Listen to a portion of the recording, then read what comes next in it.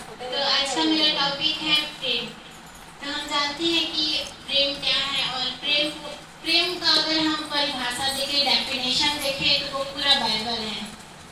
जैसे बोलते हैं गॉड इज गुड, वैसे गॉड इज लव। और जैसे हम जानते हैं, अभी बताइए कि प्रेम का परिभाषा ही बाइबल है। बाइबल में ही ये पूरा बाइबल ही प्रेम के बारे में, इसमें बहुत से वचन है। सबसे ज्यादा वचन की संख्या देखा जाए तो प्रेम का ही एक वचन है। और जो यीशु मसीह जब आए इस दुनिया में, जब उसने जन्म लिया, तब से ही यीशु मसीह ने ही प्रेम का ही प्रचार किया। हमेशा हर एक वचन में उसने बोला कि अपने समान दूसरों से प्रेम रखो, अपने पड़ोसी से प्रेम रखो, अपने सताए जाने वालों से प्रेम रखो, अपने दुश्मनों से प्रेम रखो। तो हम जानते हैं कि यीशु मसीह ही इस दुनिया में प्रेम बांटने आए थे और हमको एक दूसरे से मिलजुल कर रहना सिखा कर गए। तो हम जानते हैं कि इस बारे में हम देखेंगे, निकालेंगे मत्ती अध्याय 5, मत्ती अध्याय 5 उसका 43 से 46।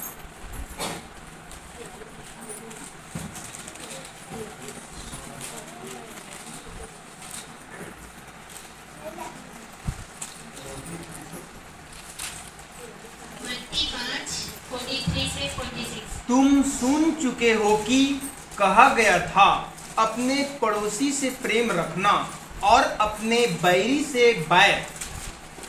परंतु मैं तुमसे यह कहता हूँ कि अपने बैरियों से प्रेम रखो और अपने सताने वालों के लिए प्रार्थना करो, जिससे तुम अपने स्वर्गीय पिता की संतान ठहरोगे, क्योंकि वह भले और बुरे दोनों पर अपना सूर्य उदय करता है और धर्मी और अधर्मी दोनों पर मेघ बरसाता है।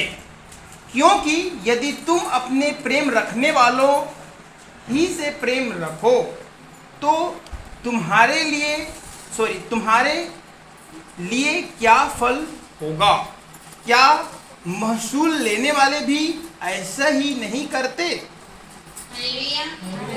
शत्रुओं से प्रेम है ना। तो जैसे प्रभु यीशु मसीह सुसमाचार सुना रहे थे, मत्ती जब 5 से लेके 7 तक है, वो पहाड़ी उपदेश है। जब यीशु मसीह पहाड़ की तरफ उपदेश देते थे, तब ये मत्ती 5 से लेकर 7-8 तक उन्होंने प्रचार किया था।